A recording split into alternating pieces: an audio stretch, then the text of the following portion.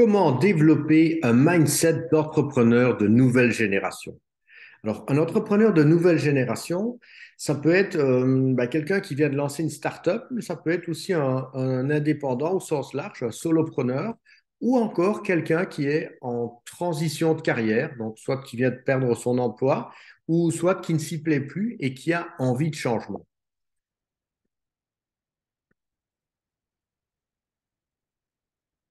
Et donc, effectivement, voilà, si vous avez envie de voir chose qui change dans le monde, ben, c'est toujours intéressant de commencer par soi-même. Et donc, en tout cas, c'est ce qui m'anime, moi, Laurent Zecchinon, à la fois à titre personnel et aussi dans les accompagnements de coaching que je propose. On sait effectivement aujourd'hui que voilà, au niveau mondial, tout est beaucoup plus interconnecté, que quelque chose qui change à un endroit peut vraiment avoir des impacts ailleurs. Et que toutes ces variations, ben, elles vont aussi amener des fluctuations beaucoup plus importantes, ce qui fait qu'on vit dans ce qu'on appelle un monde VUCA, qui est beaucoup plus volatile, incertain, complexe et ambigu. Et voilà, ça nous demande aussi de tenir compte beaucoup plus de cet environnement, de toutes les choses qui peuvent intervenir, donc d'avoir une vision qui va être beaucoup plus globale, beaucoup plus systémique, à la fois dans notre vie personnelle et professionnelle. Euh, cette vidéo, elle est fortement inspirée en fait du livre Entrepreneur de nouvelle génération, écrit par Robert Dilts et basé sur ses travaux ainsi que ceux de son frère décédé, qui ont vraiment, qui se sont intéressés en fait aux entrepreneurs qui ont envie de vivre leurs rêves et de créer un monde meilleur par leur entreprise. Et en s'intéressant en fait à ces différents entrepreneurs, ça a permis de modéliser les facteurs de succès. Et c'est ce dont je vais vous parler dans cette vidéo. Et donc, comme le disait Steve Jobs, cofondateur d'Apple, les gens qui sont assez fous pour penser qu'ils peuvent changer le monde sont généralement ceux qui le font. Un des aspects qui est vraiment important dans ce que présente Robert Dilts, c'est que un entrepreneur de nouvelle génération, il va être capable de travailler sur deux axes qu'il va pouvoir harmoniser. Le premier, c'est vraiment lui-même. C'est ce qu'on appelle l'ego, sachant que ben, voilà, vous êtes la personne la plus importante de votre vie et c'est important d'en tenir compte et de travailler à cet épanouissement voilà, qui est purement le vôtre. Et en même temps, c'est intéressant d'avoir une approche qui va être orientée vers les autres. C'est ce que Robert appelle dans son modèle l'âme, pour voilà, le fait de contribuer aussi à quelque chose de plus grand que soi. Et c'est ce qui a animé ces différents entrepreneurs de nouvelle génération qui ont servi à la modélisation. Ce qu'on remarque, c'est qu'en fait, il existe cinq clés, justement, qui vont être à la fois se développer au niveau personnel et spirituel. C'est ce dont je disais, vous êtes la personne la plus importante de votre vie, mais aussi de contribuer à la société et à l'environnement au sens large, voilà, qui nous entoure, tout en soutenant à la fois notre bien-être physique, mental et émotionnel et celui des autres. Donc ça peut être notre famille, notre conjoint, nos enfants, mais aussi les membres de notre équipe, nos employés, si voilà, on travaille dans un contexte professionnel qui nécessite de gérer d'autres personnes. Ça va être aussi de pouvoir s'entourer de personnes avec qui partager nos visions et nos ressources pour finalement créer de nouvelles perspectives, pour au final construire soit une carrière si on souhaite être ou rester employé, ou une entreprise qui va à la fois nous amener le succès que l'on recherche et qui va être durable, c'est-à-dire qui va être à la fois écologique pour nous et pour l'environnement au sens plus large. Alors, je vous parlais de mindset. Alors, qu'est-ce que le mindset? Ben, en français, on le traduit généralement par l'état d'esprit. Et donc, ça va être globalement la façon dont nous pensons, qui va influencer notre attitude aussi, hein. Donc, la façon dont nous pensons, c'est ce qui va dépendre de nos valeurs, de nos croyances, de notre expérience de vie. Et donc, Carol Dweck, qui est une psychologue américaine, a voilà, étudié le mindset dans différents contextes. Et ce qu'elle a pu mettre en évidence, c'est que globalement, on peut avoir, il y a des personnes qui vont avoir un mindset fixe et d'autres plutôt un mindset de croissance. qui est plutôt orienté vers le développement et l'évolution. Et on regarde que quand on fait des analyses au niveau du cerveau, ben, on note une plus grande activité cérébrale pour les personnes qui ont un mindset de croissance. Et c'est vrai que c'est assez cohérent. Finalement, quand on regarde autour de nous, on va voir des personnes qui sont peut-être un peu plus éteintes, voilà, qui sont moins motivées, qui profitent moins de la vie, qui sont moins heureuses, moins épanouies. Et puis, on va avoir d'autres qui sont super actives dans différents domaines, qui sont généralement plus souriantes, etc. Et donc, ben là, voilà, ça donne un peu une illustration de ceux qui ont un mindset plus fermé, plus limité, et d'autres qui ont un mindset plus orienté vers la croissance. Et la bonne nouvelle, c'est que pour les personnes qui ont aujourd'hui un mindset plutôt fixe, il y a vraiment, c'est tout à fait possible d'évoluer vers un mindset de croissance et donc de profiter mieux de la vie et de mieux développer son entreprise. Alors, comme je le disais, un des points qui est vraiment important dans les travaux de Robert Dilts, quand il a observé différents entrepreneurs à succès, comme bah, je mentionnais Steve Jobs, Apple, on peut avoir Jeff Bezos, Amazon, on va avoir aussi des entrepreneurs qui ont un rôle un peu plus social, comme Mohamed Younous, qui a mis en place le microcrédit dans différents pays d'Afrique, des personnes comme Anita Roddick de Body Shop, qui ont voulu justement développer des cosmétiques plus durables, plus respectueux de l'environnement et de la personne. Voilà, il y a vraiment différents entrepreneurs. Il y a eu aussi des personnes comme Christophe Colomb, de grands explorateurs aussi, voilà, qui ont été modélisés, avec vraiment l'idée de se poser la question, mais quelle est la différence qui fait la différence entre une entreprise qui va avoir du succès, qui va évoluer, et une autre bah, qui ne le fait pas. Et donc ça, c'est vraiment un des points qui m'anime, moi en tout cas, et qui vient de la programmation neurolinguistique, qui est une de mes influences. Et donc, bah, pour un peu résumer ça, c'est de se dire que si on veut de meilleurs résultats dans ce qu'on obtient, si on veut des résultats différents, bah, il va falloir changer nos actions, il va falloir changer ce qu'on fait. Et qu'est-ce qui va conditionner nos actions? Ben, c'est globalement notre mindset. C'est comment nous pensons, quelles sont nos croyances. Si je crois que je vais réussir à faire quelque chose, j'ai beaucoup plus de chances d'y arriver que si dès le départ, je me dis que je n'y arriverai pas. Donc, il y a tout un travail qui peut être fait là au niveau du mindset. Alors, en plus de ça, on va avoir évidemment notre état interne, comment nous nous sentons. Je parlais tout à l'heure, ben voilà, les gens qui sont un peu plus déprimés, ça va se voir sur leur posture, sur leur attitude, sur leur énergie. Et à l'inverse, ben, ceux qui sont en pleine forme, ben, eux vont avoir plus d'énergie et forcément, ça va influencer le type d'idées qu'ils vont pouvoir avoir, le type d'action qu'ils vont prendre et donc les résultats qu'ils vont obtenir. C'est dans cette partie-là notamment que moi j'utilise beaucoup le biohacking qui permet voilà, d'être en meilleure santé, plus performant physiquement et mentalement. Et puis le dernier aspect, ça va être aussi nos compétences finalement, ce que nous savons faire. Parce que si aujourd'hui je décide de devenir architecte, ben forcément je vais devoir aussi apprendre les compétences qui sont liées à ce métier et que je n'ai pas aujourd'hui.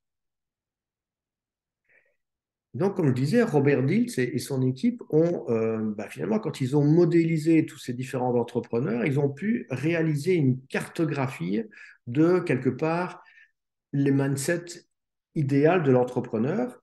Et en fait, ici, je parle plutôt de mindset au pluriel, puisqu'ils ont pu mettre en évidence qu'il y avait 20 mindsets différents qui avaient chacun leur importance dans le processus d'évolution, de développement d'une entreprise.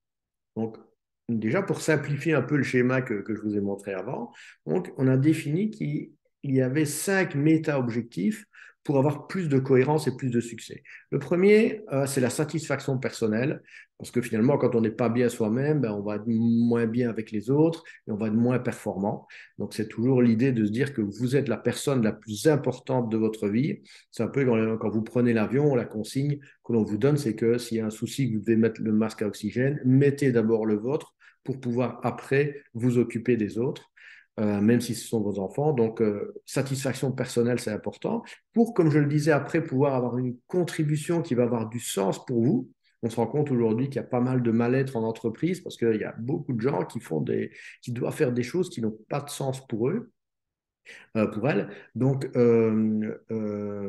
Donc ça, c'est vraiment un des piliers. On va avoir aussi ce qui est innovation et résilience. Innovation, pourquoi? Parce que si vous voulez développer une entreprise qui a du succès, ben, il va falloir aussi proposer des services nouveaux ou des services qui amènent, ou des produits qui amènent beaucoup plus de valeur autour de vous. Et puis, il y a aussi la résilience, parce qu'un parcours entrepreneurial, c'est pas un long fleuve tranquille. Il y a un moment donné où il y aura des embûches. Et donc, et voilà, tous ces entrepreneurs à succès ont eu aussi des difficultés au moment au cours de leur parcours. Et donc là, on peut aussi s'inspirer d'eux. On a aussi la solidité financière, qui est finalement un peu le nerf de la guerre, comme on dit. Donc ça, c'est important voilà, d'en tenir compte également pour, au final, pouvoir avoir aussi une croissance qui est évolutive, puisque, comme on le dit, une entreprise qui ne grandit pas et une entreprise qui mourra à court terme. Donc ça, c'est vraiment aussi un pilier important. Et donc, de nouveau, pour avoir une entreprise qui fonctionne bien, qui est cohérente, ça va être important de travailler sur ces 5 méta-objectifs. Je le mentionnais tout à l'heure, Robert Dills a identifié une vingtaine de mindsets qui peuvent se subdiviser en 3 catégories. La première, ça va être ce qu'on appelle le méta-mindset, qui est en lien avec la vue d'ensemble de notre vie, de notre entreprise. Donc, c'est là où on va aller évaluer la passion, la vision, la mission, le rôle, l'ambition, toutes ces choses qui sont, qui, si elles ne sont pas claires, vont forcément avoir un impact négatif sur le reste de notre vie et du projet. Ensuite, quand on a cette vue d'ensemble et qu'on veut pouvoir concrétiser des objectifs bien définis, ça va être important d'avoir une discipline et des habitudes de vie qui sont bien en place. Et ça, c'est ce qu'on appelle le macro-mindset.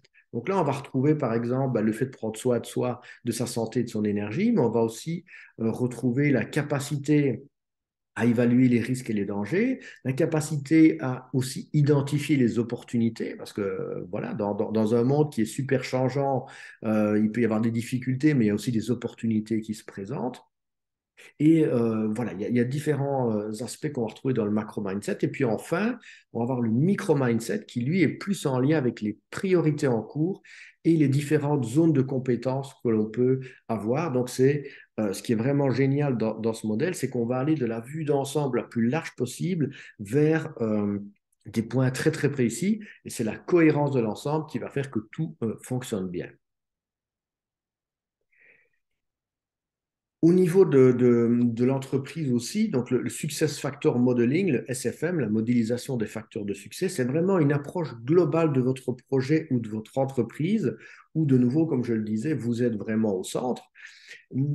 Et ce qui est important, c'est que forcément, on ne réussit pas seul. Et donc, c'est de voir aussi comment vous allez pouvoir connecter votre projet à la fois à vos clients, à votre marché, c'est ce qu'on voit ici en haut à gauche, mais aussi aux membres de l'équipe et aux employés. Donc, équipe, c'est au sens large. Donc, si par exemple vous êtes un indépendant, vous travaillez seul, ben, votre comptable, quelque part, il fait partie aussi de l'équipe. Donc, c'est de voir un peu comment vous interagissez avec lui ou avec elle et comment vous optimisez cette relation. Mais on va aussi retrouver des partenaires, des alliances, parce qu'on a remarqué aussi que c'est les entreprises qui ont du succès, ben, en général, elles n'ont pas su tout faire toutes seules. Donc, il y a un moment donné, elles ont dû s'associer avec d'autres. Et puis ensuite, on va retrouver comme partie prenante les investisseurs et ce que lui appelle les parties prenantes, qui sont par exemple typiquement le conjoint ou la famille, hein, voilà, qui ont aussi un rôle important, parce qu'un entrepreneur qui passe énormément de temps à développer son projet, ben, ça peut aussi avoir des impacts au niveau familial, donc voilà, ça doit aussi pouvoir se gérer. Comme je le disais, le micro-mindset, c'est aussi vraiment en lien avec les zones de compétences. Et donc là, on va pouvoir évaluer finalement sur les différents aspects. Par exemple, prenons ici le team maker, donc cette capacité à connecter les gens au niveau de l'équipe, c'est de se dire, tiens, est-ce que j'apprécie de faire ça? Est-ce que je suis bon dans ce domaine? Et est-ce que j'y consacre du temps? Si les 3 aspects sont allumés, si je puis dire, il y a beaucoup de chances qu'effectivement, ça se passe bien. Si par contre, il y en a que un ou deux qui sont allumés, là, clairement, il y a une opportunité d'amélioration, à la fois à titre personnel ou si vous travaillez en équipe, peut-être de mieux répartir les rôles et responsabilités de chacun ou d'engager quelqu'un qui sera complémentaire à qui vous êtes maintenant, surtout si c'est une activité que vous n'aimez pas faire, parce que là, forcément, ça va être compliqué. Si vous aimez le faire et que vous n'êtes pas bon, ben là, vous allez avoir probablement très envie d'apprendre et de vous développer. Si vous n'y consacrez pas du temps, ben ça c'est entre guillemets, c'est encore le plus facile à corriger. On peut adapter son emploi du temps et augmenter sa productivité, enfin voilà, définir mieux les priorités. Mais voilà, si c'est quelque chose que vous n'aimez pas, ça peut être plus compliqué. Quoique parfois, on n'aime pas faire quelque chose parce qu'on n'est pas bon dans le domaine. Donc parfois, le fait de se former ou de rencontrer des gens qui vont arriver à bien transmettre la passion ou bien transmettre voilà, les compétences, ça peut aussi faire la différence. Et donc, bah, globalement, une fois que vous pouvez avoir votre cartographie personnelle, donc c'est par exemple ici un exemple qui est représenté sur la gauche, on va pouvoir voir si vos mindsets sont suffisamment développés ou pas, entre guillemets, ou suffisamment activés. Donc, entre guillemets, quand la petite boule colorée est colorée, justement, là, c'est OK. Quand elle n'est pas colorée du tout, là, c'est clairement, il y a un gros travail à faire. Et quand elle l'est partiellement, voilà, c'est qu'il y a aussi une amélioration qui peut être faite. Et puis alors, en fonction du méta-objectif qui va être le plus important pour vous, donc que ce soit voilà, la satisfaction personnelle, la contribution et le sens, l'innovation et la résilience, la solidité financière ou la croissance évolutive, en fait, Robert Dills a identifié qu'il existait ce qu'il appelle une espèce de mindset map idéal, c'est-à-dire qu'il va y avoir certaines mindsets qui vont être plus importants que d'autres. Et donc là, ben, justement, on va pouvoir comparer les deux empreintes et identifier vraiment les aspects pour lesquels vous allez avoir le plus de retour sur investissement si vous décidez de développer ces aspects-là. Donc voilà, si vous voulez vraiment passer au niveau supérieur et pouvoir finalement mieux vous connaître, avoir votre cartographie à vous qui est représentée ici en haut sur la figure de gauche, et pouvoir mieux l'aligner à tout ce qui est nécessaire au développement d'un projet au sens large, donc ça peut être vraiment aussi une entreprise, et d'avoir une meilleure cohérence et de voir tout ça, ben, n'hésitez pas à réaliser ce test avec un consultant certifié qui va vous accompagner dans sa réalisation. Donc, comment ça se passe? Ben, globalement, nous prenons rendez-vous, nous réalisons le test qui va prendre en général 2 heures et demie, parce que le test en lui-même prend un peu moins de temps, mais ça va être important bien de cadrer les choses et déjà de donner des pistes d'amélioration. Et puis, ben là, on peut passer à l'action. Donc ça, soit ben, vous le faites de votre côté, ou moi-même, je peux vous accompagner, que ce soit en coaching, ou si vous avez une structure déjà existante, ben, je peux faire de l'interim management ou du time sharing management. Time sharing, ça veut dire que je participe à votre entreprise, à l'évolution de votre entreprise, peut-être 1 ou 2 jours par semaine, mais de manière continue, parce que c'est ça qui est aussi important dans une transformation. Il y a l'aspect immersion, c'est qu'est-ce qu'on fait au début. Donc, ça peut être ce test mindset map, mais après, comment on peut considérer, mettre en place ces habitudes de vie. Hein, on revient au macro mindset, c'est quelles sont les choses que je vais faire régulièrement et qui, au final, vont accumuler les résultats pour justement, bah, finalement, améliorer à la fois votre satisfaction personnelle et votre entreprise pour voilà, gagner en vitalité, en agilité et en productivité. Donc voilà, si ça vous intéresse, n'hésitez pas à me contacter par email ou via mon site web. Je serai très heureux de pouvoir vous accompagner dans le développement de votre projet entrepreneurial.